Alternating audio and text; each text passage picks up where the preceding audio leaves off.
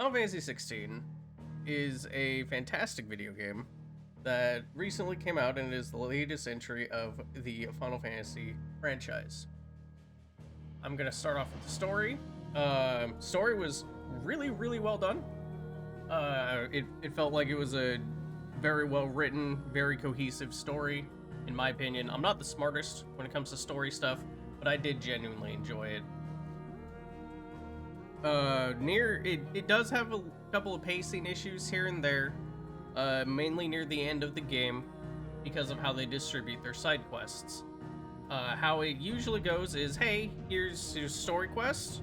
Oh, here's some side quests. Story quests, side quests, which is totally fine. It breaks up the insanity of the main story.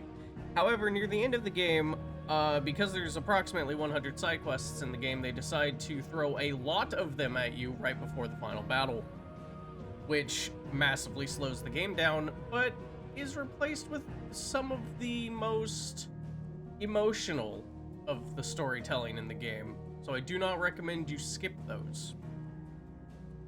The gameplay, if you've played an action RPG or a character RPG, you know how this goes. You smack things, you do combos, you do cool shit, and then things explode. In that order. Fantastic, very fun. However, once you kind of learn, or once you get comfortable in something, there's not too much more you can do with it other than just, like, experimenting. That is one thing it does well, is there's all the different icons, and you can experiment with each and every one of them, and it's a hell of a lot of fun. My personal favorites were Odin, because of Zentetskin. I liked Garuda, and I think Titan was my actual personal favorite because I like doing the blocking instead of like dodging. And the one of Titan's abilities allows you to do a counter punch, and you essentially become a JoJo's character, and that counter is really cool. The graphics of this game, so I need to point out I played this on the 4K graphics mode, so it was locked at a pretty solid 30 for the majority of the game. As of this recording, there has not been a patch, as far as I'm aware, for the performance mode. The performance mode was a little rocky, but did stay at a pretty solid 60 for the majority of combat encounters.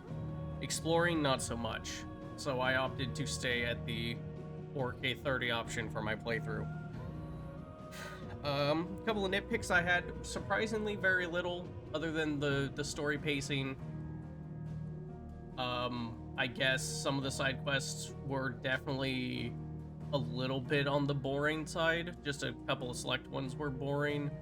The ones that actually had to do with, like, the main characters, like Clive, Jill, the Dame, pretty much the leaders of the different communities that Clive gets involved in, were great.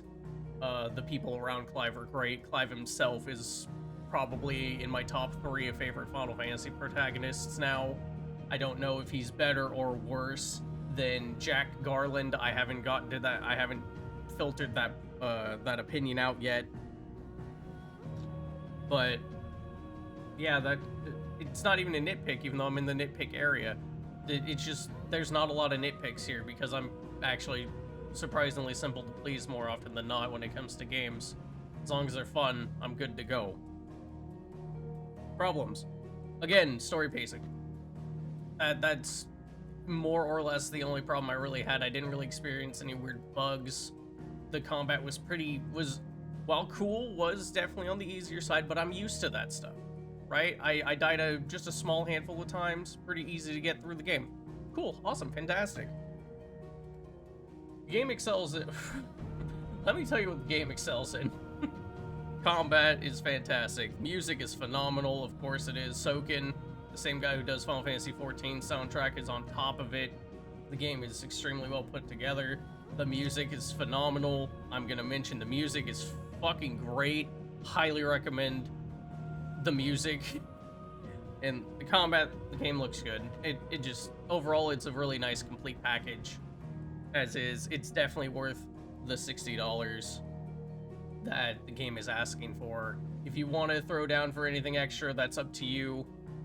I this game is very fun. It's a lot more mature than your typical Final Fantasy games. There's a lot of death, as you just saw on screen there. Chocobos die, a lot of people die. There's at least one dismemberment somewhere in there. It's insanity, but it is very, very good. In conclusion, as I literally just got done mentioning, this game is 100% worth the $60 to purchase, especially if they get around to updating the game to where you can run it at a nice full 60 FPS consistently, rather than having the frame rate drops. Or if they could somehow implement a 40 FPS 144 refresh rate thing that I think it was Ratchet and Clank. One of the other PS5 games had this option, and I think that's a good middle ground as well. Where it's just 1440p and it just looks really good as well. Other than that, it's a fantastic game. Solid, at least for me personally, solid 9 out of 10. The battles are absolutely phenomenal. At least the big icon battles are fantastic. There's the person-to-person stuff is not as entertaining, perhaps, if you're not super big into storytelling, but I think that's okay. It has its highs, which are phenomenal, and its lows, which can, at parts, get really low, admittingly. But if you can see past that, this game is an easy 9 out of 10. Maybe at its lowest, an 8 out of 10. At its highest, a 9.5 out of 10. Really good game. That's all I gotta say. Have a good one.